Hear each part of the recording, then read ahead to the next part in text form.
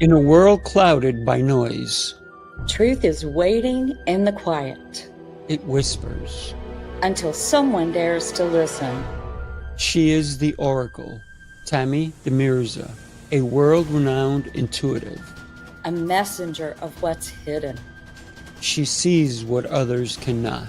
and speaks the truths you have been seeking.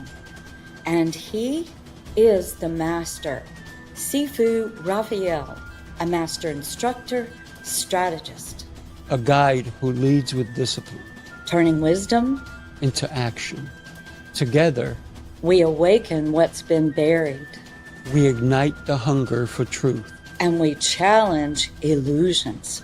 guiding you to your next level of power. Two powerful souls unite to awaken what's been buried. To break what's been bound and to speak what others want. The Oracle, And the Master, it's time. Tammy, good morning. Good morning. I feel half asleep, but I'm here. Well, I'll take half. Because any bit of you is a great bit. Oh my goodness. Thank you so much. I'm honored to be here with you always, Sifu. I love you. I appreciate you. What a great topic. Manifesting isn't magic. What is manifesting? Why should we do it? And when should we do it? Well, the truth is we are doing it all the time, whether we are conscious of it or not. So I call what I teach my clients conscious alchemy, because we are usually doing unconscious alchemy, and it's how you think. What you think expands, and what you think you get. More often the universe goes, okay, whatever the dominant energy is, that is what I am ordered to give you. So if we're thinking about limits, if we're thinking about money problems, if we're thinking about a lack of a relationship, we will get more of that, because that is what we are transmitting out into the universe. There's a verse in the Bible that says, pray without ceasing. That's the shortest. No, I think he wept might be the shortest. But pray without ceasing would be better interpreted to, you are praying without ceasing every single moment, and you are placing your order to the universe. Yeah. Yes. It's some people say you wish for something and it appears. But then other people say, stop wishing and go do. Where do we draw the line of wishing and taking action? To me, I think we have to get in touch with our heart, not our head. Because what you want actually already wants you. And if you think about that, the desires of your heart, I really want to go to Italy. And you can't get it out of your mind. I have a client that's going through this right now. She wants to go to Italy and she can't get it out of her mind, and it won't go away. And so what I'm teaching her is get an alignment and embrace that you really do want to go to Italy. And then when you place your order, you are going to Italy. And it's none of your business how any of it gets paid for. As long as it gets paid One for. day I was wishing, I need a week at the beach, and I don't really have the money to just go schedule it, but I really want, I was thinking about walking on the beach and feeling the warmth on my body and how good that feels and how wonderful it is to be at the beach and feeling the sand in your feet and that it's a transitional space. Within an hour, my sister texted me and said, "Can we talk?" And I said, "Yeah." And she said, "I have scheduled a week at the beach. And I was told to give you this week. You don't have to pay me for the house." Mm-hmm. And I went, there you go. When you think a thought and you're only thinking about where you're going instead of what your circumstances are.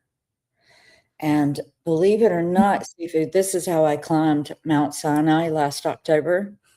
And this is what I am teaching everybody that is climbing Mount Sinai and going on the Egyptian trip with me this year. It's funny, I have on an Egyptian dress today. I haven't worn this in 2 years. And I am teaching them how to bypass the mind and think about getting to the top of Mount Sinai, where they're going, instead of what the body feels like, instead of what the mind is saying, instead of watching other people struggle and not a breath. We make it to the top with ease because we're thinking about where we're going. So when we get in that mindset, that heart mindset of what we truly desire, then we can place our order. And most people I find do not even know what they want, or they're afraid to want it. Right. What is your definition of this, and how do you look at it? I have to agree with you so much because it's the destination that drives. Because if you say, I'm going to Egypt or China or wherever it is you want to go, wherever your heart is telling you need to go, if we focus on the tiny little things that are going to be annoying about the trip, maybe they lost my luggage, the plane was not on time, there was rain, there was this, and the taxi or the Uber or whatever, and we're worrying about the little things that don't affect the overall result. When we can focus on the bigger picture, the destination, how am I going to feel when I'm there? I think that aligns with a better dream than the dream of mishaps. Right? And so many people focus on the mishaps than on the actual adventure, if you will. You had asked me before we even went live, what does manifestation mean? And how or when was it that I actually started manifesting? And the deeper I look at it, the more I realize that I've been doing it my whole life. One instance was I was between the block I lived on and the block, the other block. There wasn't a road, but it was like a dirt alleyway or something. And we used to take that all the time. And it was in the middle of the day, so it wasn't a big deal. And I had to be like maybe 9 years old. And I'm going, and all of a sudden, these kids, I'm by myself, all these big kids confronted me, grabbing by my shirt, wanted my money. And I didn't have much of anything on me. And they were going to beat me up. And I think it was like 5 or 6 of them. And right there, I manifested a savior. And who comes out of nowhere but my older brother? Oh. Who comes out and starts, what is going on here? So he goes after those kids. All he had to do was raise his voice. And all the kids turned around. They're like, "Oh, we didn't know he was your brother. Oh, I'm so sorry. We didn't mean to bother him." And it was kind of interesting. There was no scuffle, there was no punches thrown. It was just his presence. Mhm. And that really showed me that I wasn't alone. And Wow. trust me, there's been so many times in my life where I felt alone. And when I was younger, as you know, I had polio. And if I didn't believe, I would never have been able to get out of those braces. So it's understanding that I could not stay in the braces and that I was not alone because God was always with me, always walking alongside Mm. me. For me, it's really strange when we think about manifestation. We think that it has to be now and only we can only manifest about money, but it could be about anything in life. Like when I was in that alley and I manifested, I didn't know who it was, but I knew that I needed somebody there, my savior. And at that point, it was my brother who was 4 years older than me. Wow. So I don't know where he came. So And I when you haven't thought about that in a long, long time. So yeah, thank you for bringing that memory back. well, I think the more that we talk about those spontaneous manifestations where something comes in, the more the universe says, "Oh, look, he or she is talking about receiving. I have to give them more." Mm, That is the way it is. That's why I highly recommend to my clients that at the end of the day, they write down 3 things that they're most grateful for, that they noticed about the day or they received. Something good that mm, happened, or something that they learned, the silver lining mm, of something bad that happened. What was the good thing that occurred because the bad happened? Because there's a balance. We were talking about this before we started, how there's good and bad in everything. mhm. And I know that you saw the Michael Jackson movie, Yes, yes, yes. It was and great. we were talking about that contrast. So in life and manifesting, there is the contrast of the good and bad. We have up and down, we have right and wrong, we have left and right, we have, the laws of gravity, but the law of resonance and the law of attraction is real too. So, whatsoever we are focusing on is what we get. And here's the key. It's funny because I just went on a really cool date this last weekend, and the guy was telling me about manifesting. Mm, And he said, I get what I want. And I said, talk to me. Good morning, Katie. Good morning. mm. She's actually going to Egypt with me. Oh, very Um, cool. so we were talking about how he manifested, and he brought up the first time that he remembers manifesting, and it brought me back to mine. My first time manifesting, and this is a cute story. I'm a teenager. I don't really know the Bible. I wasn't raised in church, and so I had this experience at the age of 11. I begged my parents for 2 years to get us into the church that the cool kids were going to, which was the biggest church in Easley, South Carolina, Gear Memorial. And I'm reading because I don't know who David and Goliath is. I don't know these stories of these people. And all of a sudden, one day, I thought, you mean I can have what I want? I was getting that message. Wait a minute. I can ask for something and I can just receive it. And I placed an order for something so simple and innocent, and it had Mm, never happened ever in my life, ever. And it didn't happen again because I didn't place that same order. But I remember thinking, okay, well, if I can have what I want and I can ask for it, I want Kentucky Fried Chicken for dinner.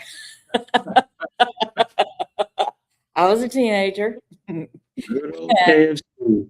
What was so wild is that the first time and only time ever in my entire life, my mother stopped by Kentucky Fried Chicken and brought that home. And I said, and I also want the extra crispy. She brought it home for dinner. Wow. And I'm sitting there eating it going, what? I wished then, Sifu, that I would have really taken that to heart and went, wow, I can manifest more. Because when this guy was telling me about this weekend, he was saying, well, once I manifested that, I learned that I can manifest this, and I learned that I can manifest that. And his method is very simple. He just thinks about what he wants. And that's actually the recipe. You think about what you want. You're not looking at the limits. You're not looking at the problems. You're not looking at what you don't have. You're not looking at, well, I don't know if I can have it. I'm afraid that if I say that I want it, I can't have it. Well, guess what? You can't. Katie, who is listening to us, is a really good example of this with the stuff that she has manifested and the man that she's manifested and the trips that she's manifested. My God, what a turnaround. It's amazing. Absolutely. It's incredible when we can ask. I love the way you say it, order. Like, take my order. And the person comes over and goes, okay, what do you want? That's actually what it looks like in the spirit realm. They're sitting there writing it down. And then I see them given the sheets of paper, go do this, go do this, go do this. She placed her order and she's in alignment. That is how it works. So I place my order to the universe. And I have a certain method and a way that I do it.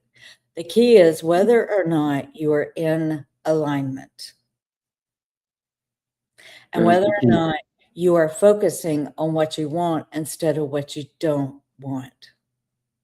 Because the universe is reading the dominant energy. And I don't know if most of the listeners or anybody who is going to be listening to this, do you know where Star Trek came from? I think I've mentioned this before.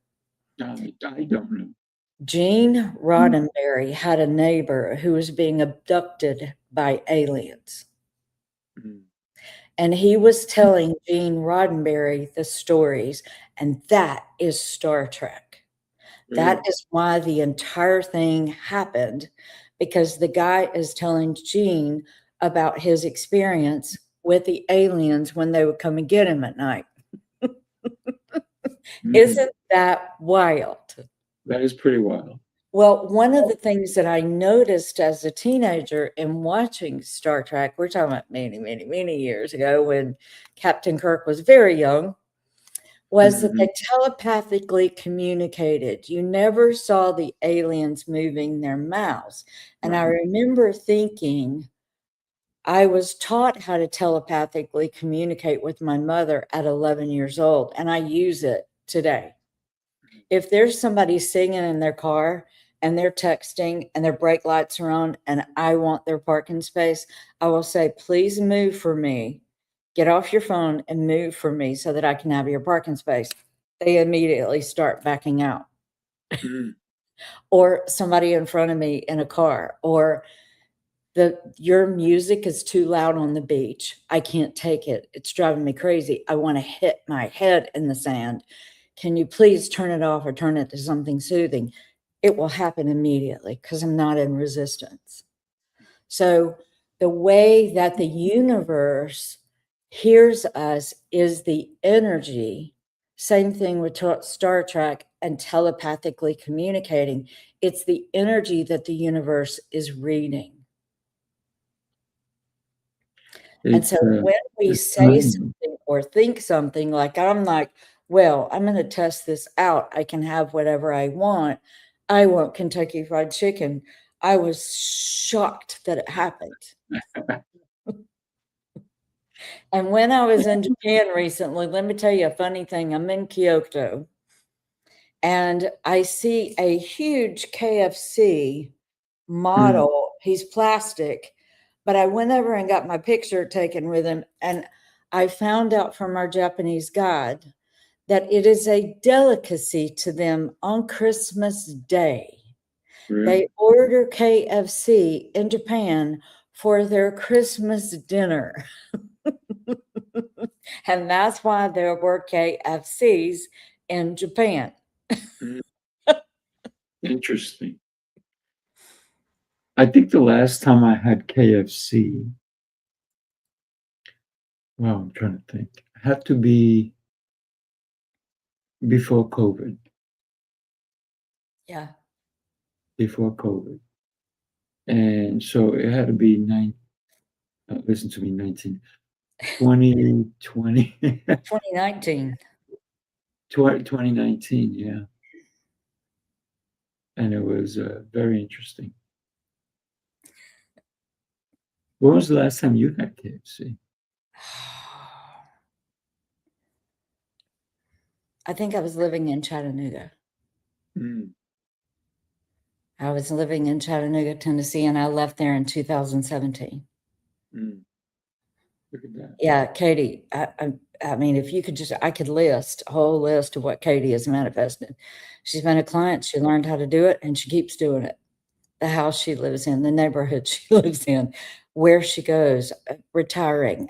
My God, it just keeps going on and on and on. Katie, thank you. Share this, share it. It's on both of our YouTubes, and I've got it streaming live on my Facebook. Absolutely. So there's so many people who don't believe in manifesting. Is it because they're limited in their beliefs, or is it because too many negativity is happening in their life, or they're negative? I'll tell you what I've seen. Too many people believe that they are a victim, which is what the world teaches us. You're a victim. Somebody should make up for it. This randomly happened to you. You're so sad. I'm so sorry for you. When people go through things, Sifu, you will never hear me say, I am sorry that you were going through this, because I know this is part of your curriculum. And I know that you're brave to go through it. And so we are taught from the time we are very young kids, I cannot believe this happened to you. I can't believe you're a victim. I can't. Well, guess what? Victims don't have choices. Victims just have things hit them and knock them down. And when I'm working with clients and they're telling me about how much of a victim they are, they don't even know they're calling themselves that. But this happened to me, and then this happened to me, and then this happened to me. You know what I'll tell them? So, sweetheart, you are simply where the waves are breaking in the ocean. Move.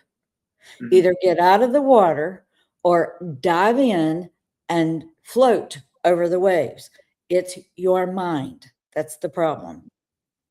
It's how you're thinking about it. So people can't even think about what they want in life when they believe that they are a victim and all this crap just happens to them.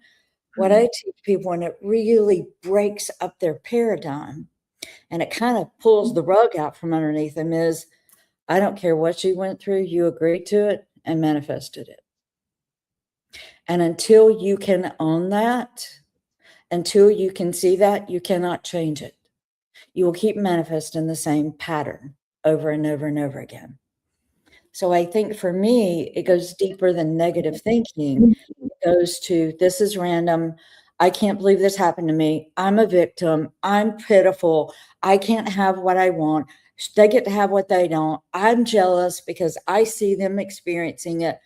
And the way that I looked at it and was taught by source was, well, if they can have it, you can have it. Because they manifested it, you can manifest it. And so I manifest. I'd rather do that than play the victim card. Yeah. And There's immediately. so many people playing that card. So can you see what I'm saying? You can't really think about what you want when you think you're a victim of life. life just is horrible for you. Well, how can you even think about choosing? You have no choices. You have given your power away to things that have happened and stories. And it's something funny that came to me in a session. A lot of things come to me in sessions when I'm working with clients. And I heard one day, do you know what history is? It is his or her story. That's right. So what are our stories? And according to the laws of attraction, we are supposed to look at what we do not like that we are experiencing to know what we do want and think on those things. Hmm. And if you really break it down simply, this guy that I dated Saturday night was saying, I just would think about what I wanted and then I would decide that I was getting it. Hi, Lena. Thank you. Yeah, just a little. I like that. Un Just a poquito. little. It's a Lena's big awesome. subject. Do what? I said Lena's awesome. I like her sense of humor. She's a little bit of a smartass, just a little bit. Just a little bit. Yeah. So it's what you perceive, and perception is what you make of it. I think that a lot of people don't believe. They don't believe in themselves. They don't believe in their possibility. They don't believe in others. And therefore, that's why their life is the way their life is. But I believe, this is why I say what I say.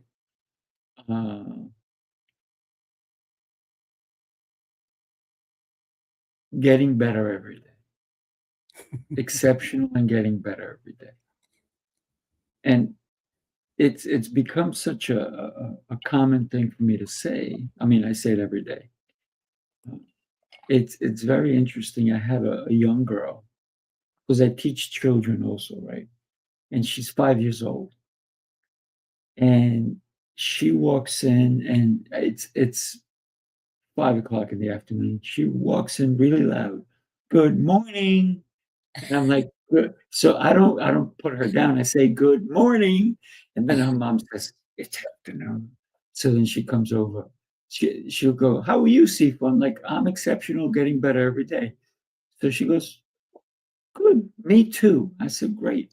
So she must have forgotten. She asked me that like a minute before. And then she goes, Sifu, how are you today? I said, exceptional and getting better, even from the minute ago that you asked me. And then her mom starts to laugh. And so it's how we perceive things, right? And for this young girl to come in so vibrant and just be wanting to share and say hi. And even though she said good morning, I didn't want to knock her and just fix her, right? I'm not the one that needs to fix her. Because you know what?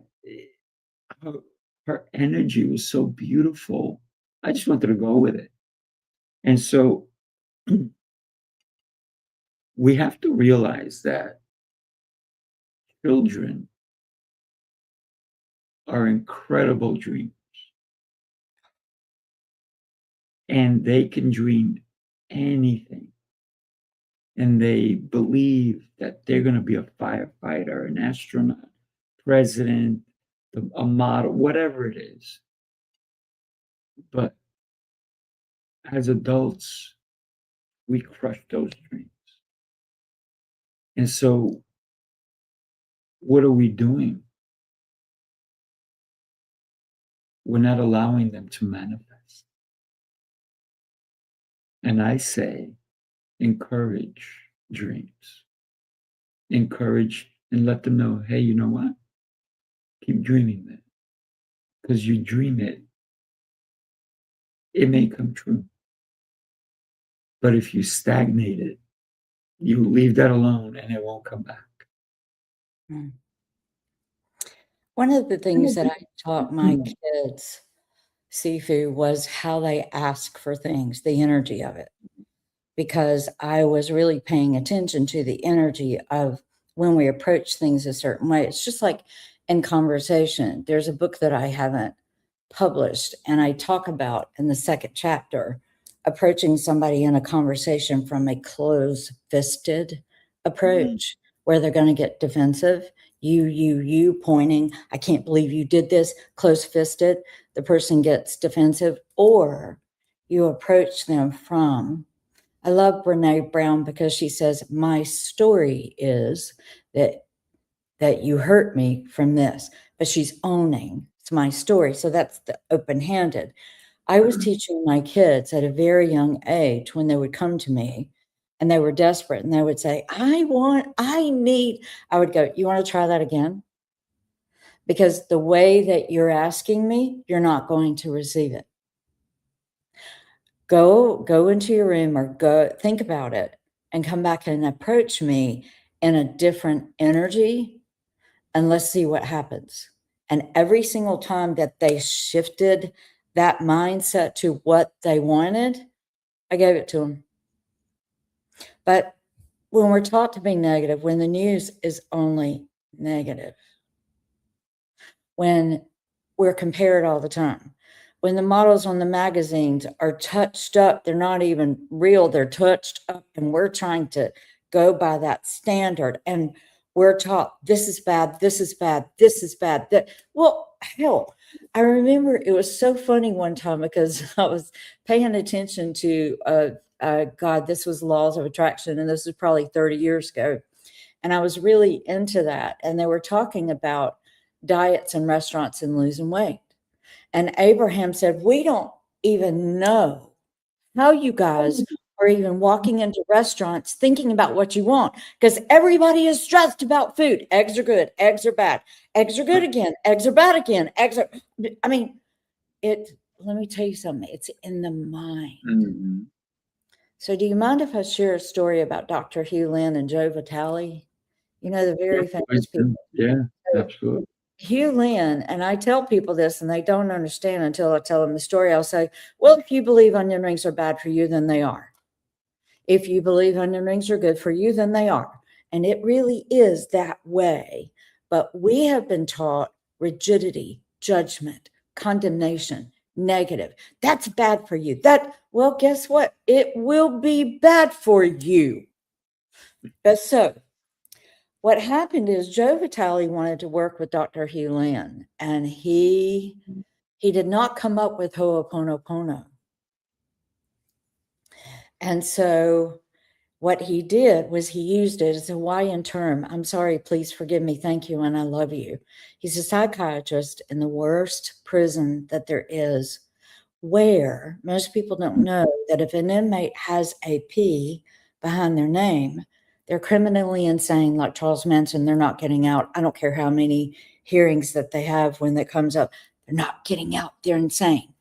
So he knew that he was not helping anybody. He was meeting with all these. I mean, we're talking about the worst of the worst, people that mutilate, people that murder. Instead of having the inmates come in to see him, he took their files and he would practice the Ho'oponopono. I'm sorry that there's something in you that I see that is wrong. Did you know every single one of the inmates got healed and the prison shut down? And he wasn't even meeting with the inmates, but he was using Ho'opono. I'm sorry, please forgive me, thank you, and I love you. And he was doing it not only for the inmates, but all of the family members of the ones they had hurt. The prison shut down and has never opened again. All the inmates got healed. Mindset, speaking something over someone. You think about that manifestation. So Joe Vitale goes, he's from the movie The Secret. He goes over to Hawaii and they're on mopeds and they're driving around Hawaii, and Joe starts getting hungry. And then Dr. Lynn pulls over and says, hey, are you hungry? He said, yes, I was just thinking that. And he said, good, we're going to take you to a restaurant. And it's just up the road. And it's this little thatched roof hut outside at the ocean in Hawaii. And Joe's thinking, I have to order a salad with grilled chicken and the dressing on the side. I know he's a very spiritual guy. He's going to eat right. So they go into the restaurant and the server comes over and Joe says, go ahead and order. He says, no, you go first. So Joe orders water, salad, grilled chicken, dressing on the side. And then Dr. Lynn orders. And you know what he orders? Actually, what I got for dinner last night, a hamburger plate, half and half. Half and half in the South is, and I didn't know this was true in Hawaii too, half onion rings, half French fries. And so Annie ordered a Coke. So what happened is that Joe said, wait. Why did you order a hamburger? You're so spiritual. You're so minded. You're so about what's proper. And he said, well, if I believe onion rings are bad for me, they're bad for me. If I believe they're good for me, they're good for me. And Joe said, wait, to the server. He said, I want a hamburger plate, half and half with Coke. Manifest what you think matters. What you believe matters. And so I eat anything I want and I'm healthy. But I believe that what I want is what I can have. You see how that fits in with manifestation? Instead of, people will say to me, you mean you? And I go, I don't have food judgments. If I do, I'm going to have a problem with food. It's funny. I'm like you. I don't have a problem with food. I can eat literally anything. I am fit. Well, I work out every day, but I understood the level of food where I use food as medicine. I use food not as an emotional eater. I rather deal with my emotions than eat them away. Wow. And so many people, they're out of shape. They're this, that, because they claim to be an emotional eater. No, you just want to eat that food. That's what the reality is. If you're an emotional eater, you should first deal with your emotions. And so many people forget that part. So we have to manifest every day. What is it that I want today to be? Who do I want in my life? Where do I want to be? How do I show up? We are matching, even though the colors are similar, they're different. And I didn't take this shirt out of my closet and you didn't take that dress out of yours and say, I'm wondering what the other is wearing. No. But it's pretty interesting that we both kind of manifested a good feeling. Because when I saw this shirt, I have not worn this shirt in quite some time myself. Yeah.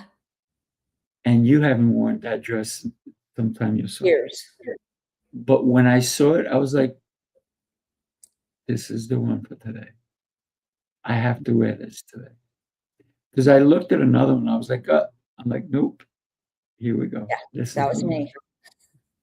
And I know because you told me that. But it's very interesting when we're in alignment. We're in alignment, and you said this earlier, with what it is that we need in our lives. When we're listening, when we allow what we really need to occur. Because we all have a want and we have a need. Right? Maybe I want that burger. And if I go somewhere and I decide I'm going to have a burger, I'm going to eat a burger. Yeah. Because I don't have a burger every single day. No. And I don't necessarily have to have French fries with my burger. I may have a salad with my burger, right? So I don't drink soda, but if I said I'm going to drink soda, I can drink soda. Right? So the choices that I make every day allow me the freedom to make choices at any given time. Because when I'm making all the healthy choices, it gives me the bandwidth to be able to make every so often maybe a bad one. So, how do we manifest health? How do we manifest love? How do we manifest wealth? And you're doing it because you went on a great date with a great guy. You're doing all these incredible trips. You even talked about the home you're living in, you manifested. Tell us about that. I did not even have the money for this home. And I had moved around for many years and I felt insecure. I didn't have a base. I didn't have a foundation or a nest. Women are actually typically nesters, and we need the nest to feel safe in. So I realized that I was in constant upheaval of how much is the rent going to go up next year? I've only got 9 months left on the lease. I only got 3 months left on the lease. I was stressed out constantly. And the last one, the guy sold the condo out from underneath me, and that was a hassle. And while I was in Morocco, they did a home inspection and they unplugged my refrigerator and freezer. And I came home to all of my food spoiled. So I was like, I'm tired of other people being in control of where I live, if I can live there next year, worrying about it, stressing about it. How much is rent going to go up? And am I going to have to move? Am I not? Can I stay? What's it going to cost me? Limited. And so I decided when the condo got sold out from underneath me, I knew that the woman was trying to push me out. She bought the condo, but she had to honor my lease for the next 5 months. And I told a client of mine, I said, she's going to come in and offer me a solution because she wants me out.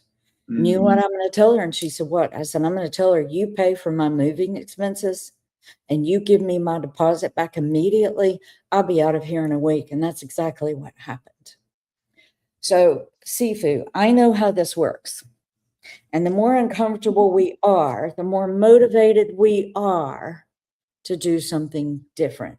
So instead of choosing a condo that would have been pleasant and soothing and bathing and warm and easy, I chose a condo that was brand new that I knew would probably have issues and was against a highway that would drive me nuts to motivate me to move because cars were passing by all day long and it drove me nuts. But that was my motivator. I'm like, you got to get real. You got to get serious. So I moved intentionally into a condo. There were all kinds of issues because it was brand new. And I'm seeing the traffic and my dog is barking because people are walking past. And I didn't really feel safe because they're only 20 feet from my door.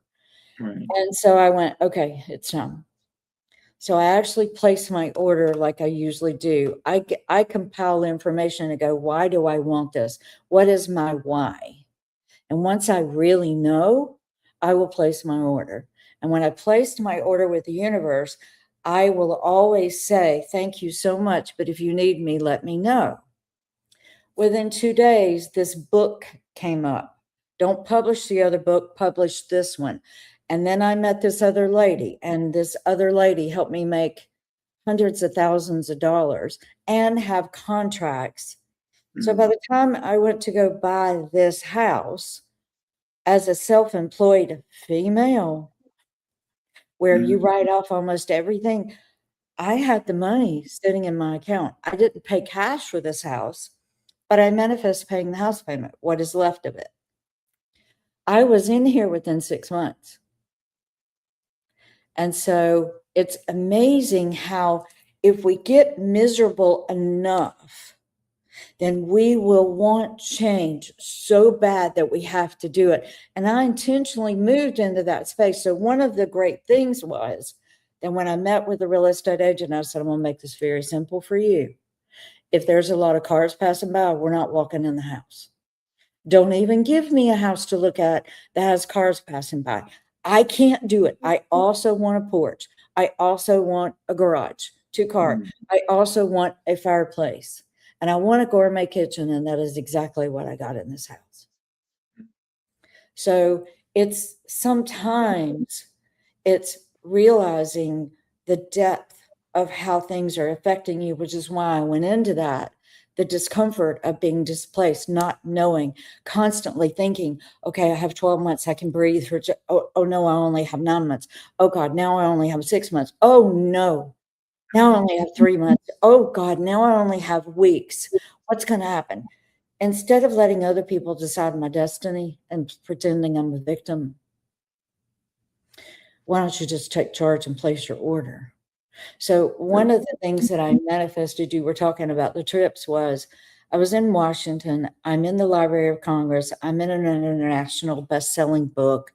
I'm in Manhattan. You saw me and you saw the Jumbotron with the book, and I get to stand in front of it and get my picture made. And when we were in Washington, I saw the cherry blossom trees, and I just thought, I want to go to Japan and see the cherry blossom trees. That's all I thought. In September, after that happened, I think it was in March or May of last year.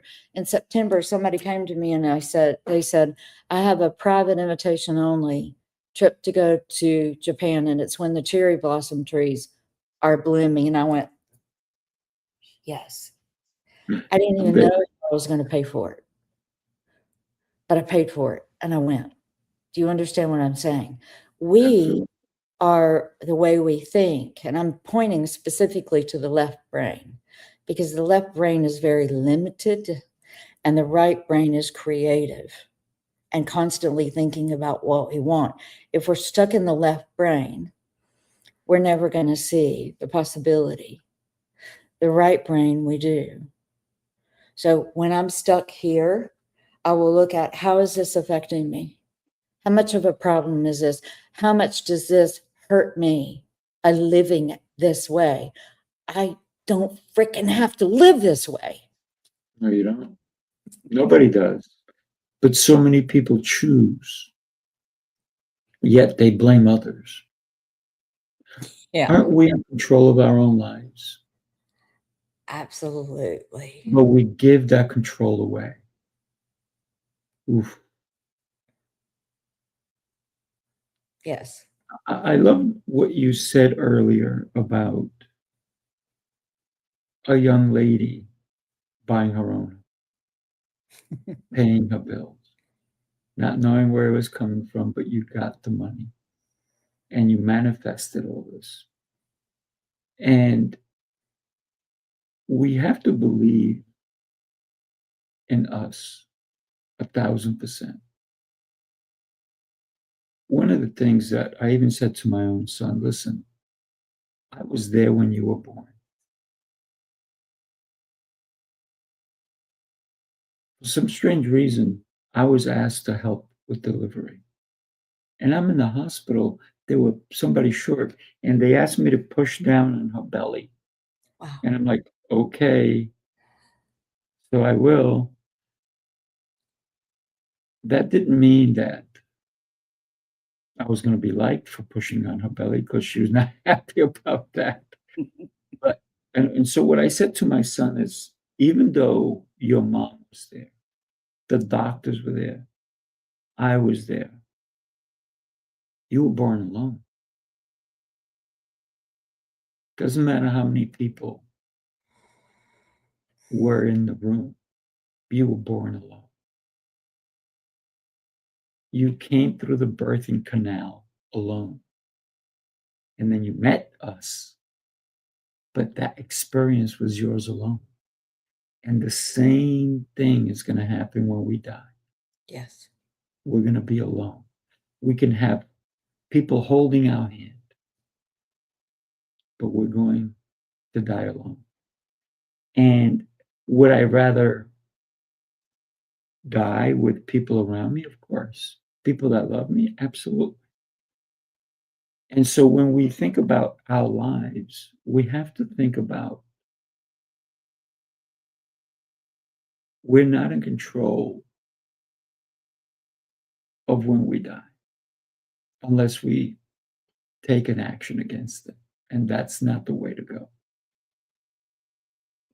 But if we're going to allow what's going to happen, we're not in control of the day, the hour, the minute. We're only in control. I think it was that book Dash.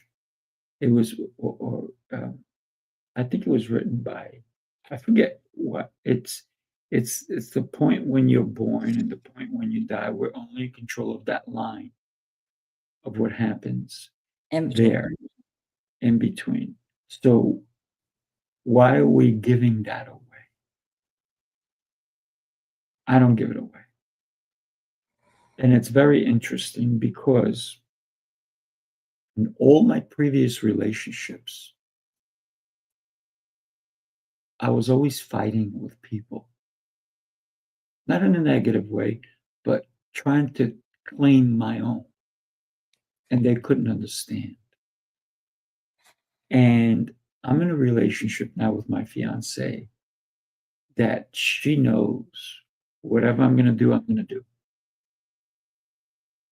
And she'll just go like, is that what you're doing? Okay. So we have an incredible relationship where I don't stagnate her and she doesn't stagnate me.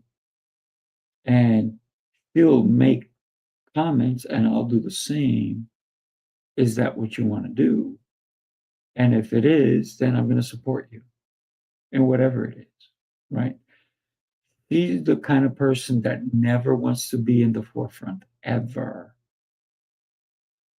I will go to events. I'm going to an event, not this Friday, but following Friday, the 29th. And then I'm going to another event and another event and going here and going there. And I always say, do you want to come? Yeah. He's like, nope. I'm like, okay. I said, don't. I said, I will always ask because I would love for you to be there. But I respect the fact that it's not your cup of tea. I also respect her for not hounding me. Why are you going? You leave me alone, blah, blah, blah, all that nonsense. Why are you spending money on that? And then she doesn't do any of that. She lets me live the life I'm living. And we share our life together. And I think that's the beauty of our relationship because we manifested each other without Yeah. realizing it, Yes. right? Because we are like this, but we allow each other to have our own space. And I think that's the beauty in knowing who you are and accepting who the other person is that you're involved with, if you're in a relationship. And if you're not in a relationship, good. Maybe you're not ready for one. Maybe the right person is not there. But some people try to force a relationship and it's the wrong one. And then we have turmoil. And then we have headaches. And then we don't wake up so happy. Or we wake up on the wrong side of the bed. I say, kick him out of the bed or kick her out of the bed. And then that way you have the bed to yourself until you find your own bed that you're happy with someone. So I say we manifest every day, but we have to be careful on the choices we do make and how we manifest. And we have to be clear. And I like what you talked about earlier about being in alignment.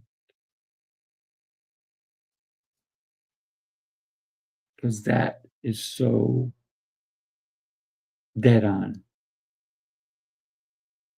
We all have a why and we have a purpose. And if you don't know what either one of those are for you, anybody listening to my voice, if you don't know what your purpose is or your why, look back at and you talked about it earlier, look back at your history. It will reveal itself to you. I know people in their 60s, even 70s, and they're like, I have no purpose. I'm like, wait a minute. You've lived this life so far. Yes. Even in your 50s, 40s, even 30s, you've lived this far and you don't know what your purpose is. You mean you're just like a drone or like a robot? You're just doing the things and you make choices every day. Choose to manifest the beauty in your life, the love in your life, the wealth in your life. What's one thing that you, Dr. Tammy, wish you would have manifested earlier, but were not ready for? I will tell you something that you were talking about, the coupling, and sometimes it's unequally yoked. You know what I'm saying? It's not the same mindset. So one of the things that I wish that I had known earlier, but I'm okay now because I do know, is that your manifestation is not dependent on whether or not they want it or believe it. So if there's not a separation of you thinking, well, he or she has to change for me to have it, that is bullshit. What? And that's where we get too toggled and tied in with, and you need to change, and I'm blaming you, and I could have this if it wasn't for you. No. So let me tell you a really cool story. It's something that I heard many, many, many years ago with Abraham Hicks. This man was called on. You know, Abraham just calls on people randomly, but it relates to everyone. And he calls on this man and he said, look, I'm here. I don't even know exactly what you do or what you teach, but I'm a believer because of my wife.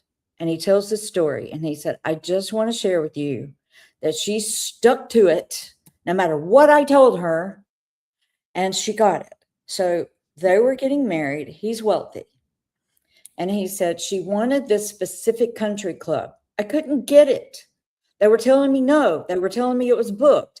I even tried to bribe. I even tried to give them more money. No, it's booked on the day that you want. I'm sorry, but somebody else booked it before you. She goes home to her and tells her, can't have the country club. I'm sorry, that day is booked. She said, I don't care what you say. I'm getting married on that day in that country club. About 2 weeks later, they call and say, guess what? That day just opened up. The couple decided not to get married here on the day and the time she wanted. So then she's saying, I am going to have a famous person at my wedding. So he's looking around as this wealthy man trying to left brain think it. He hires Michael Bublé. Well, yeah, that's a famous person. Something happened at the last minute and Michael Bublé could not come. So he goes to her with the bad news. I'm so sorry to tell you this, but Michael cannot make it. And it's just a week before. I can't book anybody. I can't pay enough money to get a famous person. I don't care what you say. I'm having a famous person at my wedding. So on the day of the wedding, during the reception, guess who walks in to her wedding reception and bombs it? Not only Oprah Winfrey, but Clint Eastwood too.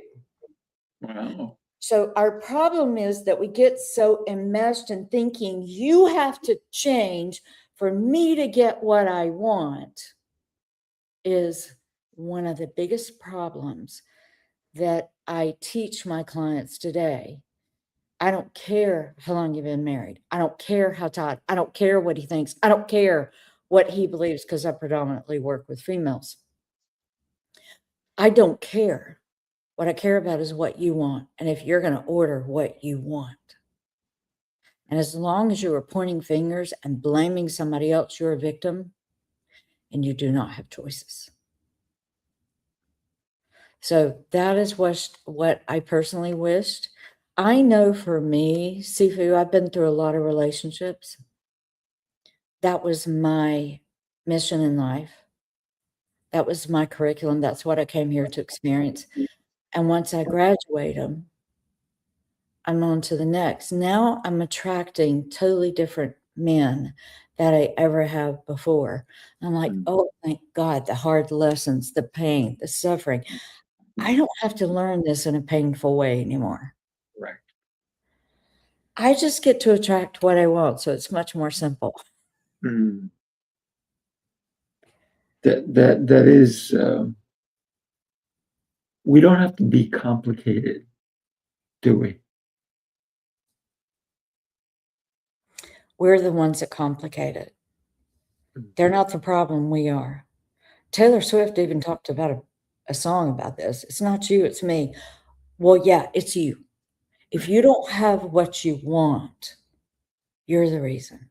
I don't care if you're in a relationship or not. I have proven this.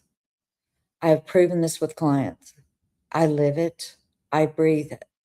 In some ways, we have to separate what you were talking about, that wisdom about your son being born by himself. He's going through the birth canal by himself, even though he's attached to the wife. That individuality and moving into what do I want? Now, that means sometimes that we outgrow spouses. And then we realize, it's kind of like what my son said about his father and me. He told me one day that he was cutting up with Gary, and he said, on what planet would our two parents ever be together? Well, when I was 17. So it doesn't really matter.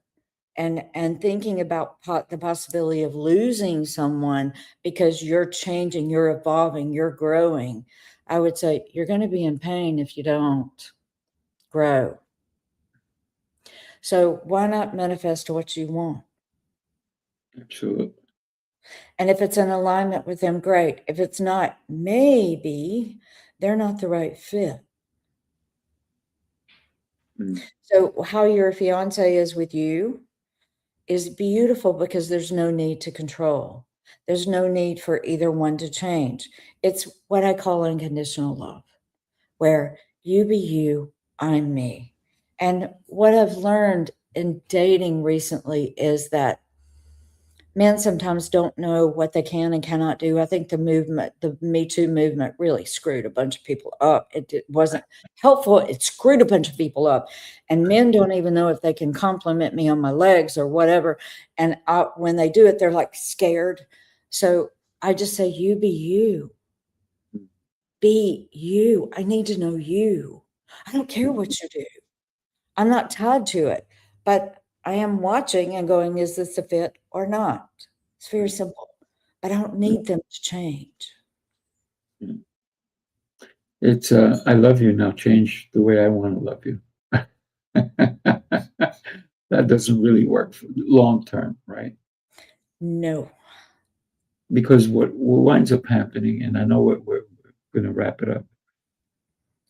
When you keep looking for love, and they say you look for love in the wrong places, because you're looking outward, you're not looking inward. And for me to be in love with my fiance, I have to love me first. I cannot love her if it's not true love that I feel for me. Yes. So that to me is manifesting my love for her. I love I'll it. leave it there. I love it. This is a good way to close. Do you want to tell them what we're doing next time? Yeah, I even wrote it down because it's going to be such a great topic. It's going to be tearing your walls down. We're going to leave it there, and we're going to get deep into it. Tearing your walls down. What happens when you tear your walls down in your home? you change the dynamics.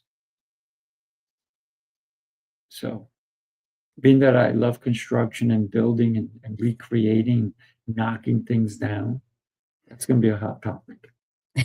Tearing your walls down.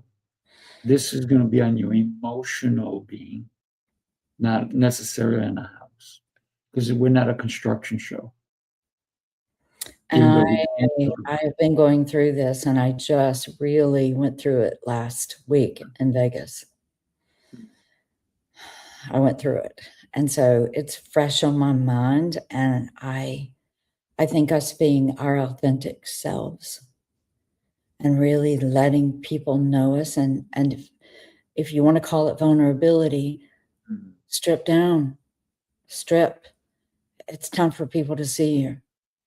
Oh, yeah. That's it. When you look in the mirror, sometimes you should have no clothes on. Be honest with yourself. Well, sometimes I look in the mirror and I go, wait a minute. When did that happen? I didn't give you permission to change that way. Well, I'm 66, you know, it's not the same. Like I said, young lady, always a pleasure. Do us a favor, everybody. Somebody had to listen to today's message because maybe they don't know how to manifest.